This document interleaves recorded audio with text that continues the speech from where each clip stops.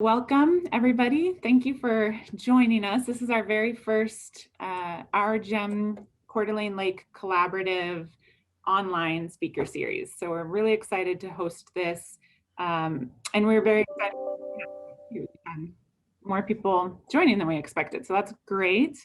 I'm Marie Schmidt. I'm with the University of Idaho Coeur d'Alene Community Water Resource Center.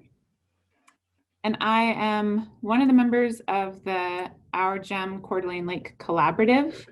It's a team of committed and passionate professionals working to preserve lake health and protect water quality by promoting community awareness of local water resources through education, outreach, and stewardship.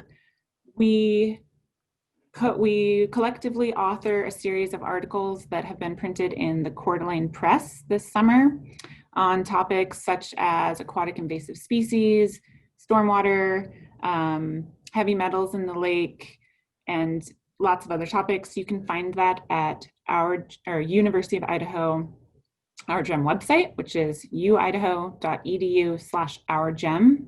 So feel free to check out those articles when you get a chance if you haven't. The Our Gem collaborative team includes representatives from the University of Idaho Community Water Resource Center, the Coeur d'Alene Tribe, Idaho Department of Environmental Quality, Kootenai Environmental Alliance, Coeur d'Alene Regional Chamber, and CDA 2030. So that's a little intro on who we are. The Our Gem Collaborative has put on Our Gem Symposia for the last several years.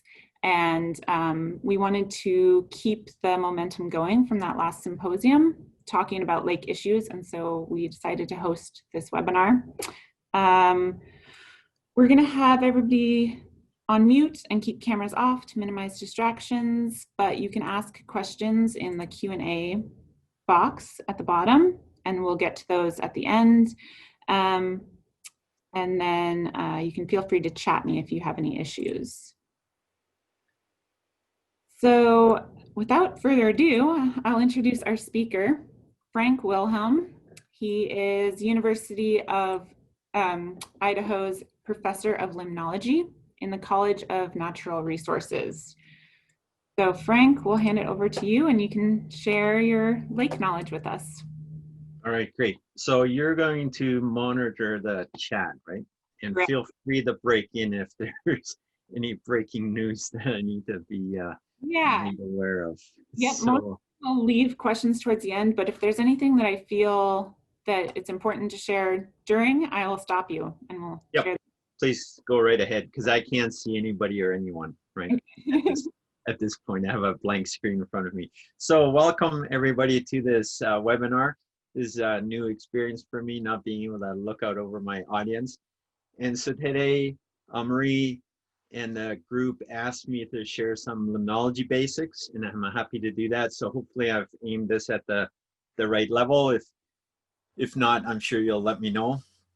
So I just thought I'd give you an outline here in terms of what I was going to do today in the 30 minutes or so. So I was going to cover some basics of limnology, and then I'll use our local area lakes as examples. And then want to talk a little bit about light and heating that light causes in the water column. And then that results in temperature zonation. We'll get into some of those profiles. And then closely tied to that is oxygen and the amount of dissolved oxygen. And finally, we'll get down to the sediment, look a little bit at nutrient dynamics, and then the blooms that we see in some of our area lakes that result as a result of some of the things that happen down at the bottom of the lakes. So just to give you a little background about myself, I'm a limnologist, so I study inland water. So anything that's wet but not the ocean is limnology. And then I've been at the University of Idaho since 2007, where I teach, I undertake research, I train graduate students, and my interests are in lake management, surface water protection, just because we have this huge expanding human population and a finite amount of fresh water on the globe. And then I've been involved in a wide variety of projects that range all the way from invertebrates, looked at some of the early work on the mycetes on LPO, early in terms of my arrival here in Idaho. and then algal responses to watersheds. And then lately we've been looking at these nearshore disturbances from boats and wakes hitting the shoreline and what that means in terms of nutrient resuspension. Okay, so to get started and get us situated, I'm sure most of you are aware of this. This is straight from the Rathdrum Prairie Aquifer Atlas. The brown area here indicates our Rathdrum Prairie Aquifer. And then the white is the Cordilleran ice sheet that came down with the Purcell Trench and the lobe over here on where Lake Pend Oreille today. And then Glacial Lake, that dammed up Glacial Lake Missoula, which was somewhere on the order of 500,000 or 500, sorry, cubic miles of water that then catastrophically burst through our landscape and created the scablands. It also created a lot of fill. So if you look at this here, first it scoured out the trench and then it filled it with all this rubble, and that's what's given us our aquifer. And then if you look at the lakes that exist, so Hayden, Coeur d'Alene, Pend Oreille, Newman, Liberty, they're all basis spirit and the Twin Lakes. They're basically expressions of groundwater that are dammed by this rubble fill that the glacial outwash has deposited in the valley here. So that's sort of just to set the stage for where we are geologically speaking and how our lakes came about to be. This Aquifer Atlas is a great read if you haven't read it yet. So next, just talked a little bit about a couple of unique properties of water. It has its maximum density at 4 degrees and it decreases exponentially on either side of that. So that's 39.2 Fahrenheit for those in the imperial system. And then here's a very unique property. It's less dense as a solid than as a liquid. And this is why lakes and water bodies freeze from the top down. If they froze from the bottom up, we would lose all our life in those water bodies. So the ice is actually an insulation and it grows from the top down. And then here I'm showing you a graph with water density on the y-axis on the left and temperature in degrees Celsius across the x-axis. And so a couple of things to note here. This range here is from 0.990 to 1.0 at the top. So it's a very small range of the actual density range. So it's 1/1000th of a difference here. But you can see the large difference that causes. There's this exponential increase or decrease in density as you increase the temperature. And this is really important for how our lakes function and how they stratify. And I'll get into that in just a little bit. So I taught this to my limnology students this morning. There's this exponential decrease in density as temperature increases.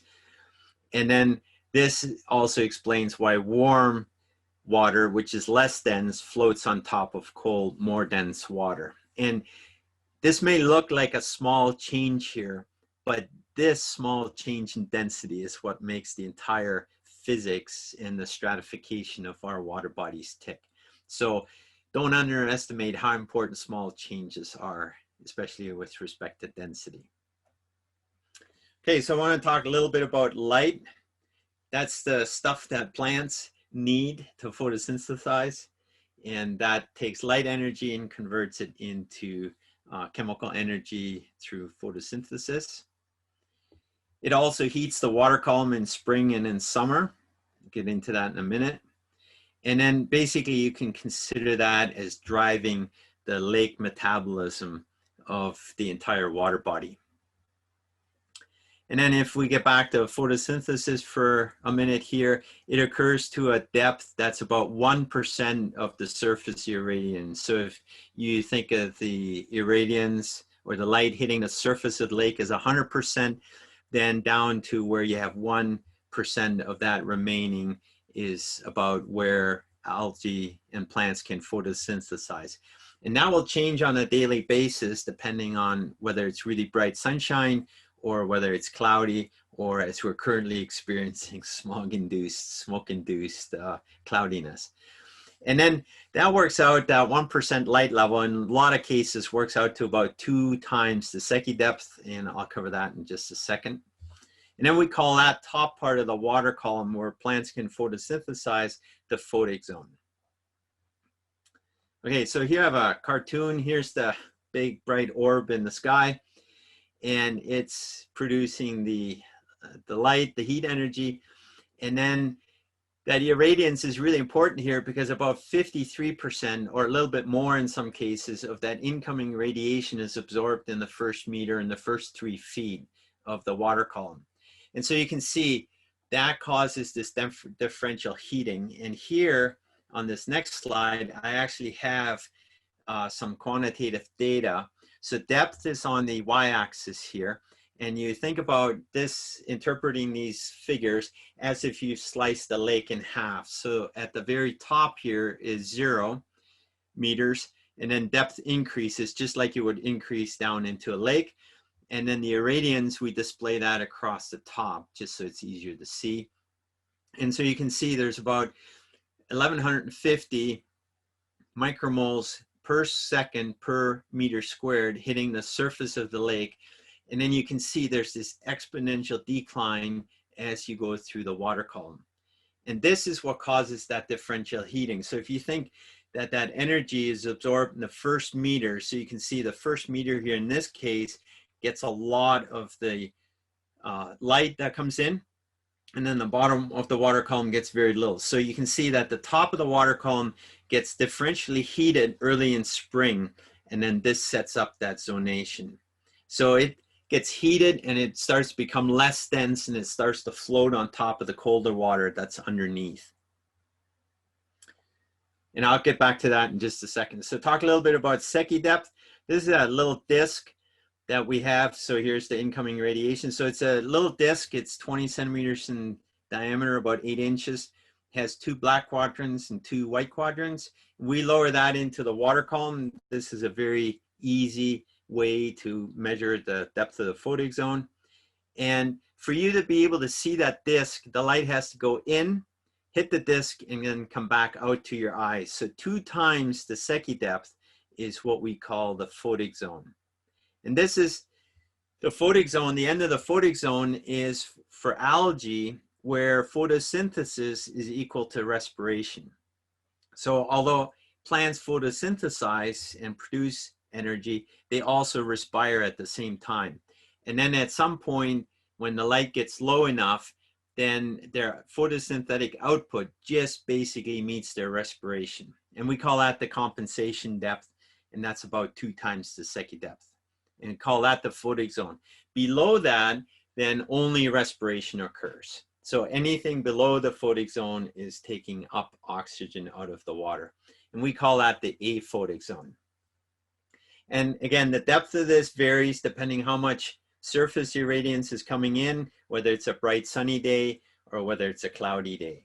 So algae in the top part of the water column typically tend to circulate with the water currents. And what's really bad for them is if it's a really calm day, because they start to slowly sink. And if they sink below the compensation depth and they sink out of that light, warm layer at the surface, then they're not getting back into the light layer. And I'll cover that in a little bit. So talk a little bit about temperature. So the temperature is basically the metabolism of the lake system. So that light that comes in directly controls the temperature. And we have many temperature dependent rates that occur in the water column. So for example, the physics is the mixing and the water movement that occurs. And that's due to the different layering in the water column. I'll show you that in a graphic in just a second. We also have the chemistry. So we have rates of transformation. If you remember back from your chemistry class, if you put a flame to something, it goes a lot faster than if you freeze it. The same happens in the lakes. The warmer it is, the faster these metabolic rates and processes can occur. And then it also controls the biology. So if you think that most of the organisms that are in the water column are poikiliotherms, or they're cold-blooded, they take on the temperature of the environment. So the rates that they have, their enzymatic rates, are controlled by the temperature. So here is a relatively complex diagram. So on the left is the lake. We have the very warm water on the top. Then we have sort of a transition zone in the middle. And then we have the cold water on the bottom. On the right-hand side, I show you what that looks like in terms of a profile. If you were to take a temperature plot through this. Someone's raising their hand there. Marie, you want to check that out? And so the temperature here is warm in the surface.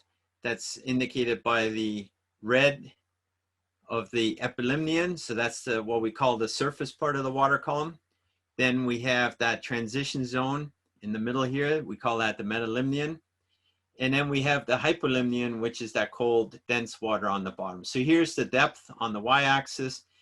And then we can have very warm water on the top. It transitions through. And then in a very deep lake, like Lake Pend Oreille or Lake Coeur d'Alene, at the bottom, it'll be relatively close to 4 to 5 degrees Celsius. Okay, and this is a typical temperature profile. Even Hayden Lake, Spirit Lake, all those other lakes, they go through these same stratification procedures, and we call this direct temperature stratification, and this is reflective of what we have in summer. So we're just starting with our cold nights, starting to get away from this, but this is what makes these lakes swimmable. And then if you dive, then you notice that you can go through the transition zone and end up in the cold bottom waters. Okay, I'll take you through some seasonality here of what occurs in our lakes around here. So in spring, you can see here in April, our temperature is pretty uniform from top to bottom. We call that isothermal. So same temperature, top to bottom. And then the wind, when it blows across the top of the lake, it freely mixes the entire water body. And this is a really good way for resting stages and resting eggs, phytoplankton that's settled down to the bottom, or zooplankton eggs that are sitting on the bottom, for them to be picked up by the lake currents and brought back up to the surface. Okay, from spring we move into summer. I just showed you that. We have the lake separated into clear zones, warm layer on top. And when the wind blows across this, this circulates by itself. And then the hypolimnion circulates in the opposite direction depending on which way the wind is going. Because at depth, this might rub this way, and then the hypolimnion would get accelerated from left to right. And then underneath, you can see the temperature stratification. So it's very warm at the top. It's nice and swimmable. You have this transition zone in the middle, and then it's relatively cold at the bottom. And what our lakes are just doing now is they're transitioning back into fall. And so we have cooling nights. It cools that surface water off. It starts to cool and then starts to mix down into the water body. And at some point with a strong wind event, that will flip and it'll mix again entirely and go back to isothermy. Now, the big lakes that we have don't experience this, but the smaller lakes certainly do. Fernand, Hayden, they become ice covered in winter. And under ice cover, we get what's called inverse stratification. You remember that ice or water freezes at 0 degrees Celsius, and that is less dense. So right under the ice here is 0 degrees. And then as you move into the water column, it increases in density to 4 degrees or a little bit over 4 degrees. Okay, so this is the temperature seasonality that occurs in all of our lakes over the course of the year. Talk a little bit about dissolved oxygen. So it drives the biology and the chemistry, and I'll talk a little bit more about the chemistry in a minute. So it's a gas. It's in the atmosphere. About 29% of our atmosphere is oxygen. And then that dissolves into the water, and then animals use it. They extract it from the water via gills and to get it into their body. So most of the animals that we're familiar with are aerobic animals. So that means they need oxygen to live. And then it's also really important in chemical reactions that occur in the water column and that occur near the sediment. So if oxygen is present, then we call that an oxidized state because it's able to do things. And then if there's no oxygen present, identified by the minus oxygen, then we're in a reduced state. And organisms that respire aerobically, cannot live in that environment. So if a bottom of a lake goes anoxic, the organisms need to move out of that zone. So the dissolved oxygen, short formed here, DO. If it's greater than 6, then that's great for salmonids. And one of our water quality standards in Idaho is 4-6 milligrams per liter if salmonids are present. And so trout are good examples of this. I have a picture of bull trout here. And then bass and carp are warm water fish, and they can tolerate it quite well down to just a little bit over 3 milligrams per liter. And so you can see that in lakes where there's less dissolved oxygen over the course of the year, you get a different fish assemblage. So this is a good example of the chemistry, i.e. the dissolved oxygen controlling the biota that can and can't occupy or be present in a lake itself. Okay, so I want to just go back to summer here and talk a little bit about what happens in the hyperlimnion. So the bottom part, the cold water here, while this lake is stratified, and around here that occurs from about April, end of April, till just about now or end of October, beginning of November, that hyperlimnion is entirely cut off from the atmosphere. So even though the epilimnion circulates, there's good oxygen usually distributed throughout the epilimnion. That's the top part of the water column. And then the only exchange, the only oxygen that can get into the hyperlimnion is where these two layers meet, and that's via diffusion. So that's a relatively poor exchange mechanism. So if you're in a deep lake, like Lake Pend Oreille or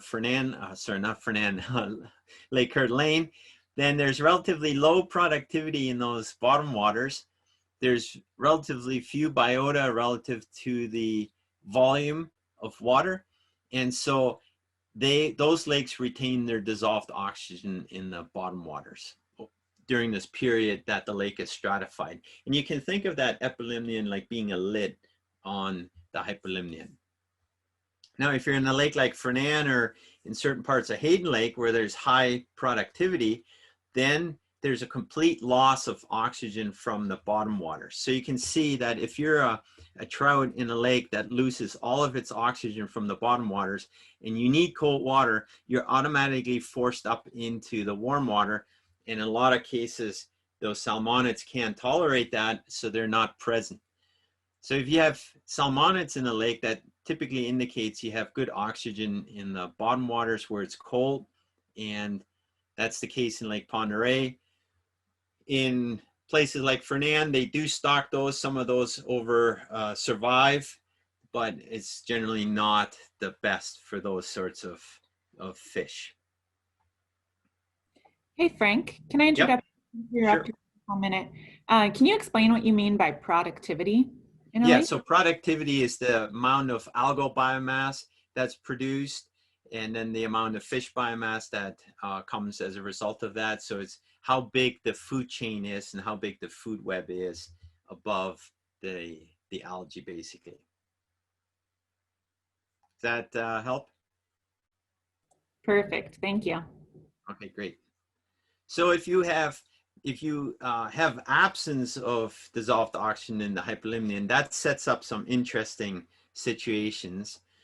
And in Lake Coeur d'Alene especially, and in other lakes, you can get the release of nutrients. So most lakes will release nutrients. And then in Lake Coeur d'Alene, the big fear is the release of metals. And I think Jamie and Rebecca are going to talk a little bit more about that in a later webinar. So I'm not going to focus too much on that.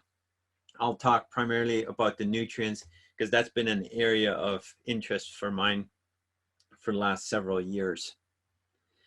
So if you look at this, in this cartoon, we have the sediment at the bottom, the brown stuff, and then we have the water with good oxygen content overlying that.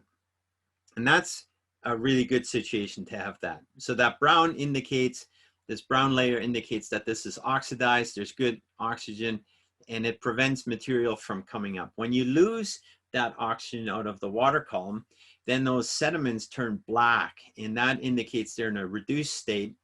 And then it changes the redox potential, which is a chemistry term for moving from plus oxygen to minus oxygen. And at that point, the iron that's bound to phosphate, which is a nutrient, ceases to be able to bind, and they both dissolve and come up into the water column. So we get what's called internal loading. So we get actual nutrient regeneration from the sediments when those sediments are under anoxic conditions. And I'll just show you what this looks like. So these two lake cores, these are cores that we retrieve from the bottom of lakes. And on the left-hand side, where I have it labeled as oxidized, you can see that nice light brown layer on top. And that basically makes a nice cap in the sediment, and that prevents any sort of movement of species, metal, nutrients, or anything into the water column itself. And this is the state that we would like most lakes to be in. On the right-hand side, then, you see a sediment core. Don't worry about the gray at the bottom. We've got into some old lake sediments, but if you look at the top of the column, it's sheer black, it's jet black. And here's the chemistry for those that are interested. On the left-hand side, we have iron. So that's the rust color that you get. And it binds to phosphate. And phosphate is the nutrient that we're really interested in. In many of our lakes, phosphate is the limiting nutrient that limits algal growth. And under oxidized conditions, we're in this left side of this equation right here. It's insoluble and it forms a precipitate. And that's ideally where we would like it to be. As you move across and you move into the reduced state, that is no longer possible, that these two are bound and they actually start to dissociate, and both iron and phosphate dissociate, i.e. they break their bonds and they move into the water column. And when that happens, we get this sort of scenario. So I'm just going to walk you through this. On the left-hand side, again, we have water depth on the y-axis, and then across the top, we have the temperature. And the red and the blue indicate it's warm on top and then cold on the bottom. Many of our lakes around here, Fernand is a really good example. Other lakes, this happens to be from a reservoir over in Oregon, but this is sort of a common trend in all of these lakes. And some areas of Lake Coeur d'Alene actually experience this. The blue here shows the dissolved oxygen, so same axis. On the Y here is the water depth, so it increases as you go from top to bottom. And then you can see it's basically supersaturated at the surface, so 10 milligrams per liter. And then you get down to right where that transition zone is, where that temperature transitions, and right below there, there's no more oxygen. So you can see that entire hypolimnion is without oxygen. And here's what, if we take samples of phosphate throughout the water column, this is what this looks like. So we have very little phosphorus in the surface waters. That's because the algae have used it up. But as you get through that transition zone, that metalimnion, and you get into the hyperlimnion, you can see how high that becomes. And anything over 30 micrograms per liter is considered eutrophic. So you can see we're running at just under 600 micrograms per liter. So this is what we term hot. If any of this water from the hyperlimnion here, from the bottom of the water column, makes it up into the surface waters, then that can contribute free phosphate. And the algae that are sitting up here in the photic zone at the surface, they love that. And they go gangbusters. And then this is what gives us our algal blooms. Here's Hayden Lake and Fernand Lake. Top two left ones are from Fernand, and the bottom one is from Hayden Lake, when they're in bloom conditions. And Fernand Lake this year had a bloom on it, usually does. And then I haven't heard much about Hayden this year. I don't think it had much of a bloom, but other years they've had warnings. And so what happens here is that phosphate comes up and it stimulates that algal productivity. So it makes a lot of algae and it forms these blooms, turns that water really green. And because of the phosphate primarily coming up and there not being enough nitrogen, it switches the community from typical algae that are good to ones that can fix atmospheric nitrogen, and they're the ones who also produce these toxins. So this is usually when the HABs, so the harmful algal blooms, occur. This happens to be data for Fernand Lake. You can see the year on the left column, and then the advisory, the number of advisory days on the right. And currently for 2020, we're still under an advisory for the for Fernand Lake. And then this is when DEQ posts warnings, or the health posts warnings not to contact the water and to avoid doing that. And that's not a very good place for our lakes to be. Okay, so that basically covers a lot of territory in a very short time. Just to summarize, hopefully you get a little bit of a taste that lakes are relatively complex entities. We also have this inertia and momentum aspect. So it takes a lot to get them to move. For example, if you add nutrients, it takes a lot to see a response, especially if it's a relatively deep lake. But then once you get it going, then it has a tendency to keep going, and that's the momentum part. So ideally, we like to protect what we have and not take it over tipping points, and keep it so that we can use it for generations to come. And that's what our GEM group is working towards, is through the education, and then doing stormwater abatement. And this is why we have our laws in place for stormwater, is to protect what gets to our lakes. And then finally, I guess I have to put a little quip in. If you're interested, then come join us and take a limnology course. We do all kinds of interesting things with the course and with the students. And with that, I'll finish up, and I'll take the remaining time to take any questions. Excellent. Thank you, Frank. So if you have questions, there's a Q&A button at the bottom of your screen. You can also do it through the chat, whichever is easier, but we do have a couple questions that have come through. So we had that big windstorm on Labor Day. Would that mix the layers? How deep does the wind affect the lake layers? Yeah, so what that will have done is that'll really have accelerated. We saw this because we were out just after Labor Day. And so it accelerates the surface water, and it actually caused mixing down. It forced some of that warm water down and caused some of that cold hypolimnetic water to actually become warm. And we had a class, we were out the week before Labor Day, and then we were out the week after Labor Day, after that storm, on the Wednesday after.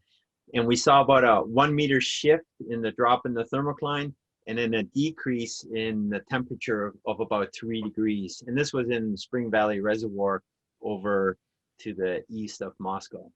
So that was a significant wind event. And I haven't seen any data from the big lakes at this point, but there will have been mixing and some decrease in surface water, and then an increase in the temperature in the bottom waters.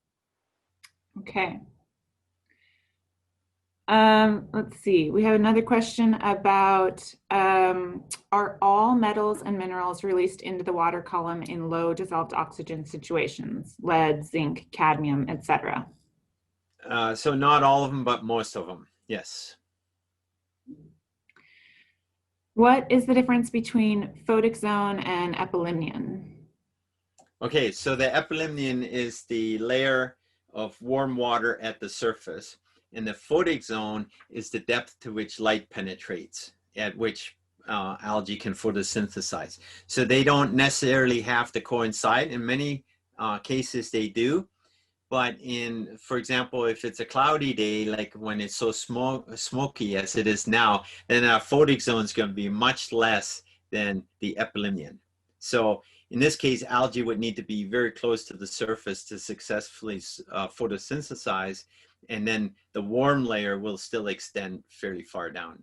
So in Pond A, the warm layer goes down to about 20 meters or 60 feet. And in Coeur d'Alene, it's a little bit less than that. In Fernand, it's about 4 or 5 meters that epilimnion occupies. So 4 or 5 meters, about 20 feet.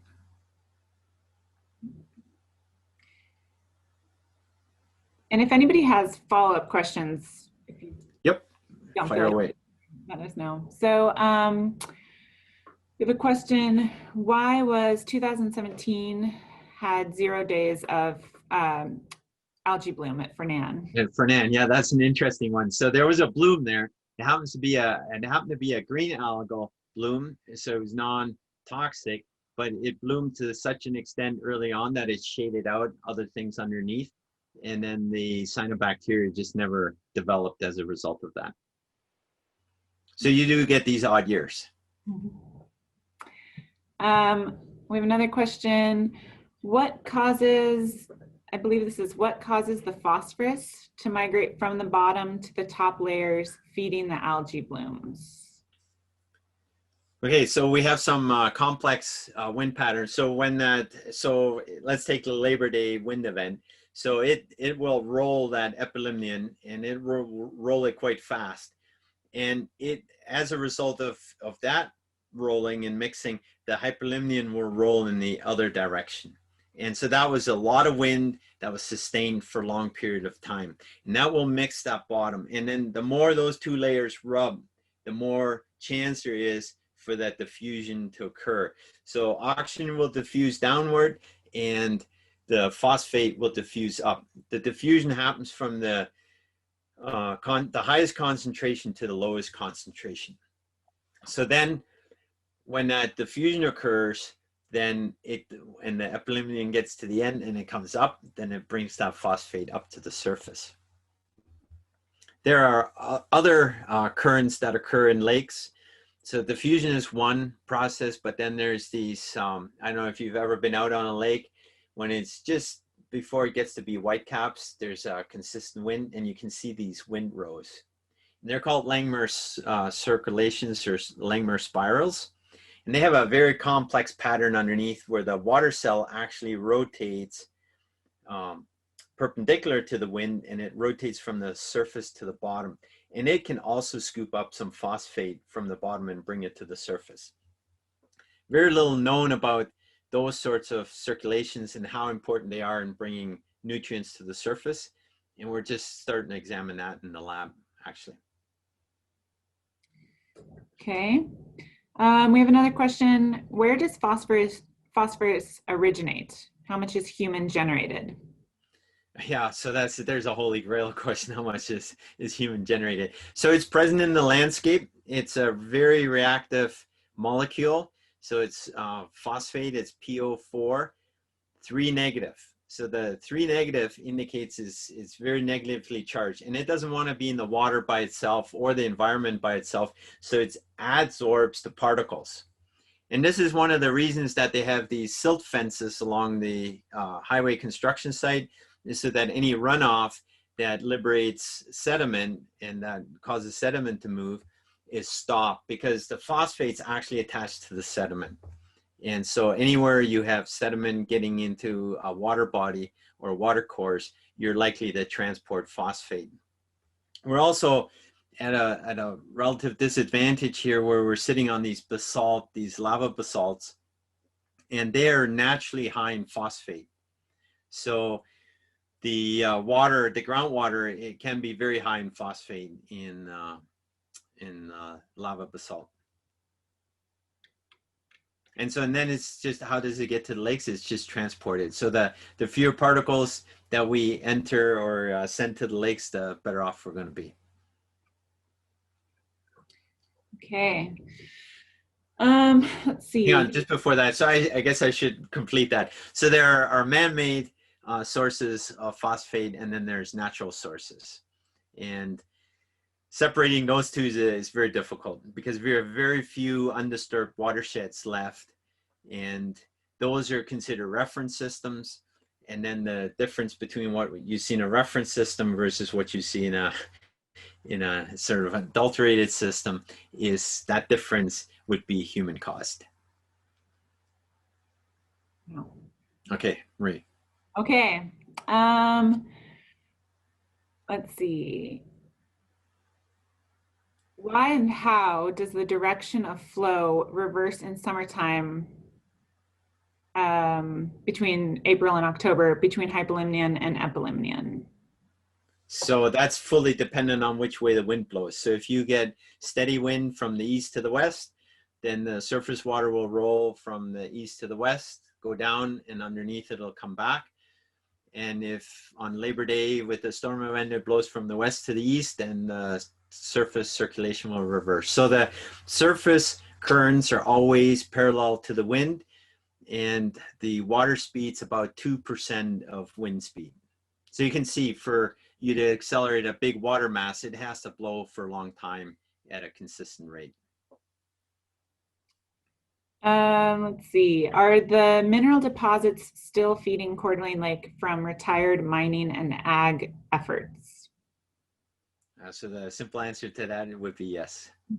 So you can see in the plumes of the Coeur d'Alene tribe and DQ monitor the runoff, and there's very high concentrations in the sediment plume that come in springtime during runoff, and that's the legacy effects of 100 years of mine tailings being spilled into the Silver Valley. Are there effective geoengineering strategies to keep the bottom oxidized? Well, so we're getting all the $1 million questions. So the simplest is reduce the surface productivity. And so by that, I mean, if you have nutrients coming into the surface waters, they generate the algal biomass, and all those algae eventually sink, and then they die at the bottom. And on their way down and through decomposition, that takes up a lot of oxygen. So the more we can do to reduce the nutrient input to surface waters to slow down the algal productivity, the better off we're going to be at the bottom. Now, there are ways, expensive ways, to get oxygen into the bottom of the water. So for example, over Newman Lake, they have a species cone, and they inject pure oxygen into that. And so the water, they take bottom water, they feed it into the cone, and they shoot oxygen, pure oxygen up through it. It oxygenates that water and then spreads that back out into the bottom of the lake.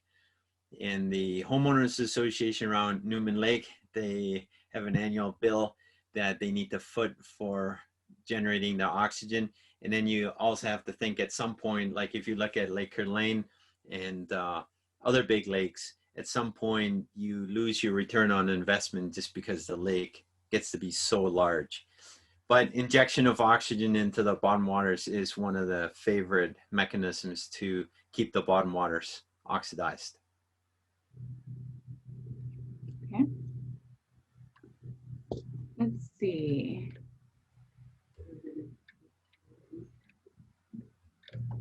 So we have another question about Fernand. What would the difference be between the east end and west end of Fernand Lake in actions and contents, temperature, phosphorus, oxygen, etc.?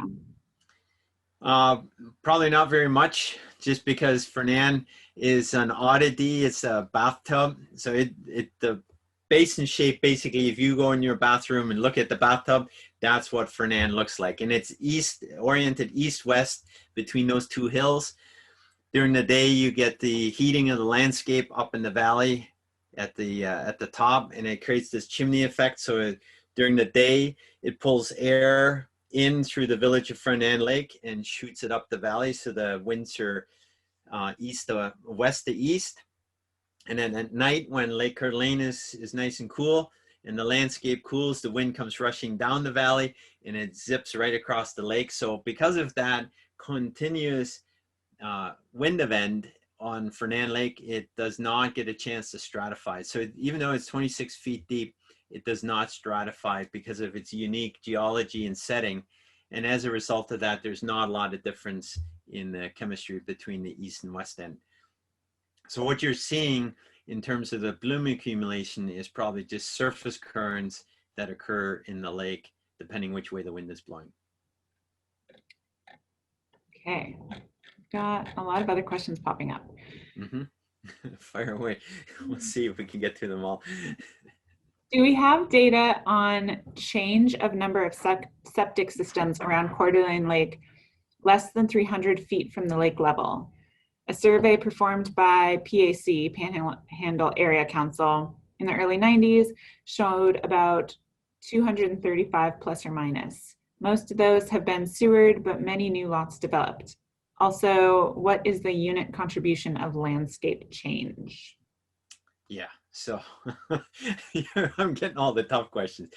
Okay, so I am not aware of how many of the lakefront properties have been sewered versus have a septic system. So I don't know if anybody, Marie, maybe you can help me out on this. If anybody's looked at that, that would be a question that would go through Panhandle Health, because those are public records in terms of when you put in a permit for a tile field that gets registered, and those are searchable. So that would be, I have not done that. I have not seen any numbers on that, and I'm not aware if anybody has done that recently in terms of looking at that. That might be an interesting project for a student. So, and then how much material gets out of it, obviously the health of those septic systems, i.e. the state of them, typically when they're constructed, they're really good, they function well, and then it takes maintenance over time to have them continue to function. However, we do know that septic systems do fail, and when they do fail, then the leachate can contribute nutrients to the water bodies, and that is a real concern. How many of those are actually tested on a regular basis, or how many that don't function, or how much actually gets in from a failed septic system is, I don't think there's any data available on that. Yeah, and I wonder if anybody is on from Panhandle Health that could talk about that. But I know a couple of years ago, there was discussion about the need to do a new assessment of the assessment, right?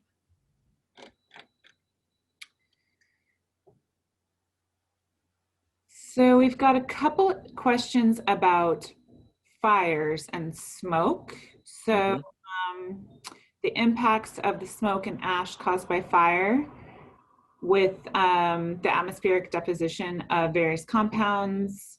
And also we have a question about if fires increase phosphate loading. Maybe just how fires can affect water quality. Yeah, so we've often wondered about that, especially when the smoke gets as thick as it does right now. So we have deposition onto lakes. It can come in wet or dry deposition.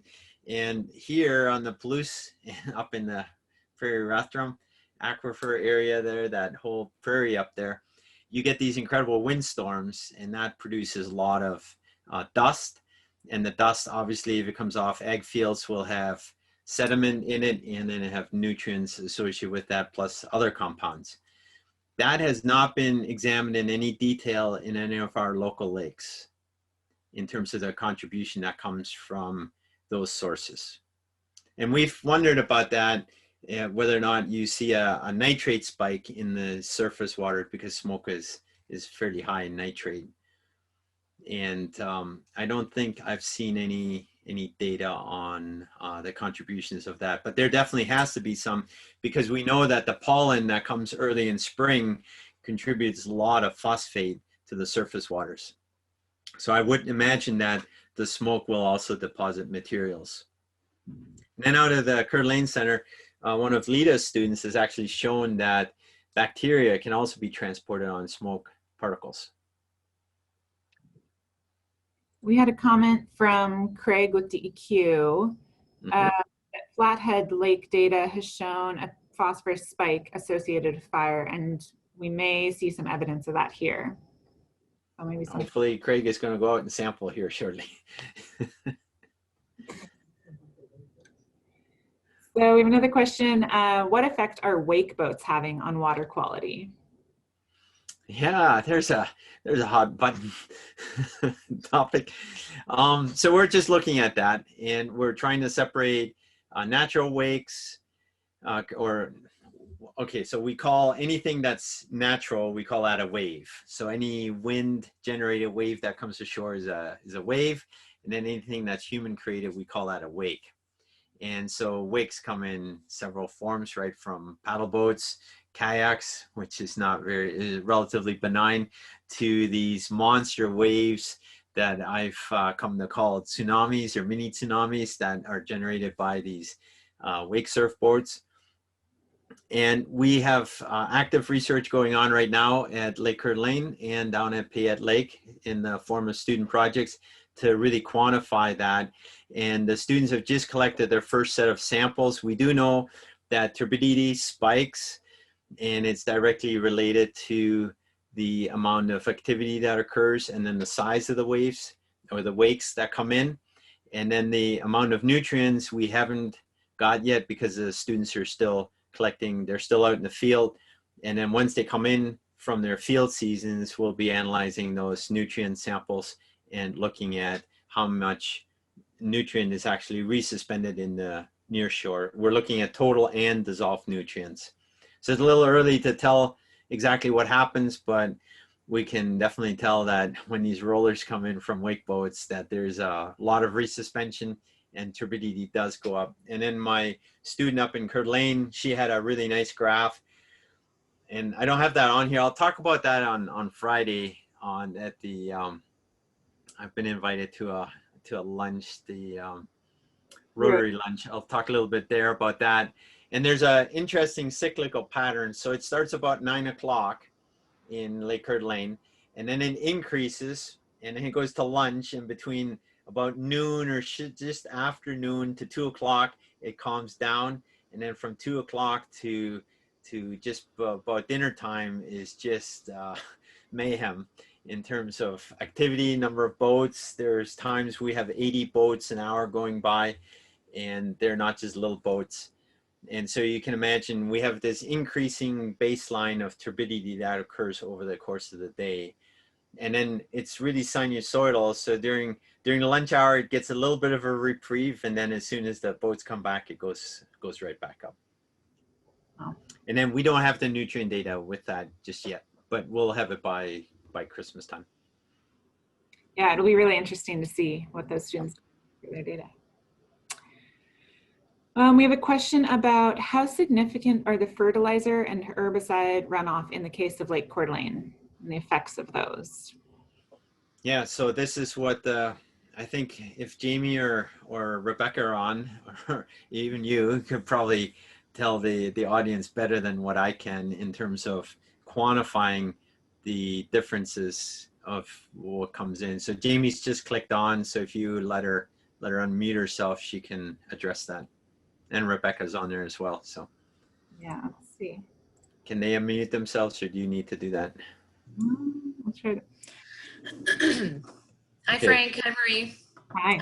Hey, Rebecca. Hi. Thank you for that presentation, Frank. As always, you do an excellent job.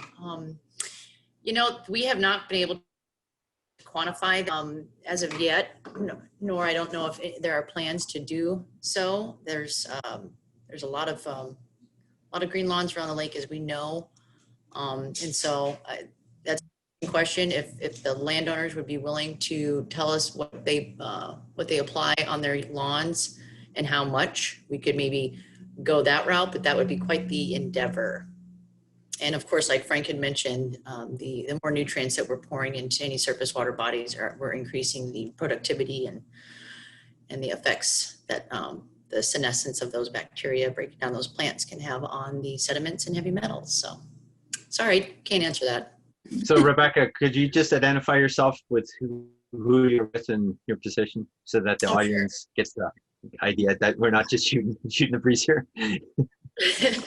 Thanks. Well, I'm Rebecca Stevens with the Coeur d'Alene Tribe and the Tribe's Lake Management Department, and represent the tribe in the Superfund cleanup upstream, as well as natural resource restoration work, but been involved with trying to protect Coeur d'Alene Lake for a long time. So Great. glad to see you all attend. Thank you, Frank. Thank you, Marie. So can I check in really quick? So this is Jamie Bruner, and I work for the Idaho Department of Environmental Quality, and I'm the Coeur d'Alene Lake Management Supervisor for the state of Idaho. And I would just echo what Rebecca says. We don't have any quantification on that at this point. It's a really tough thing to tackle. Okay, and it's not an easy question to answer because we have done some whole lake studies. We did Fernand a couple years ago, and it's a very involved process. You have to monitor the inflows, the nearshore inputs, and again, as Rebecca mentioned, it would be great to understand what landowners are doing on their property, but that is a given all the landowners around Lake Coeur d'Alene, that is a huge endeavor. And so just a little push, if you want to hear more about Coeur d'Alene Lake management from Jamie and Rebecca next week on our Tuesday speaker series, they'll be presenting about management on Coeur d'Alene Lake. So okay. Good little intro to that. Excellent. We have another question, and actually this might be good for Jamie and Rebecca to jump in on if they're interested. What types of data do lake scientists want more of? How can all of us help? The managers, researchers, policymakers. So the short answer to that is all of it. So it depends what the question is. Obviously, as we just discussed, the nutrient data would be really good to have.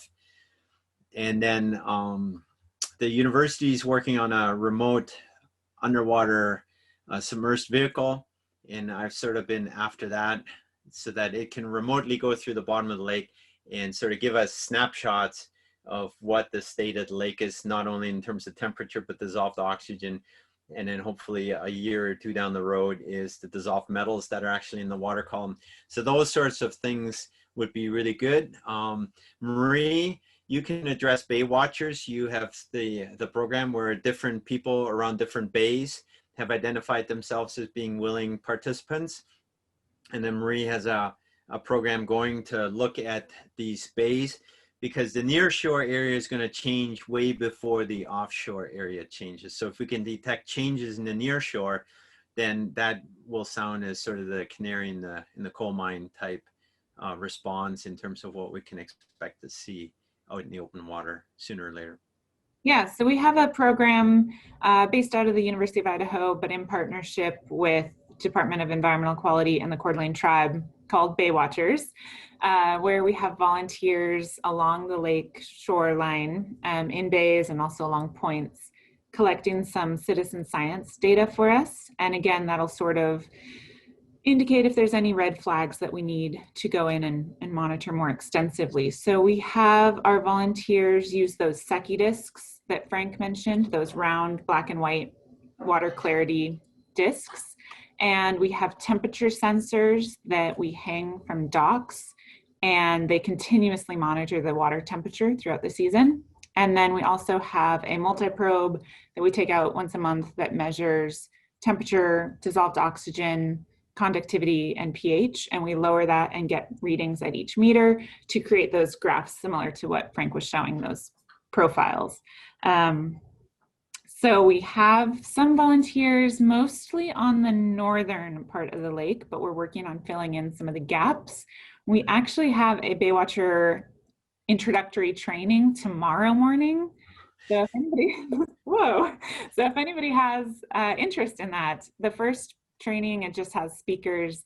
And then we would, if you're interested in the citizen science component, we would start that off next spring with you. So if you're interested in that, you can email me for more information, mschmidt@uidaho.edu. So thanks for that little promo. No problem. I think we're reaching the end of questions. Rebecca shared that the tribe and DEQ did a septic and lagoon survey in 2008 and found that there were about 779 septic systems around Coeur d'Alene Lake. However, anything about 1977 and earlier probably isn't in that database. So there are some data, but it sounds like maybe it'd be a good project for a student to do another update on that.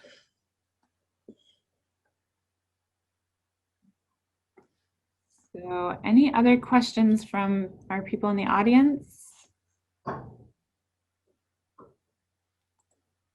Okay. So thank you so much, Frank. We really appreciate your time and your expertise, and I hope everybody learned a lot. Thank you for everybody who joined us for the presentation.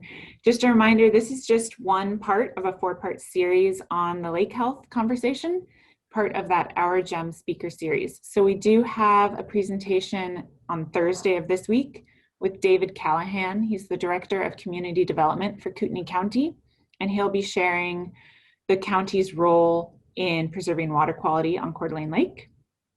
And next week on Tuesday, the 22nd, we'll have Jamie Bruner with Idaho Department of Environmental Quality and Rebecca Stevens with the Coeur d'Alene Tribe joining us to talk about management on Coeur d'Alene Lake.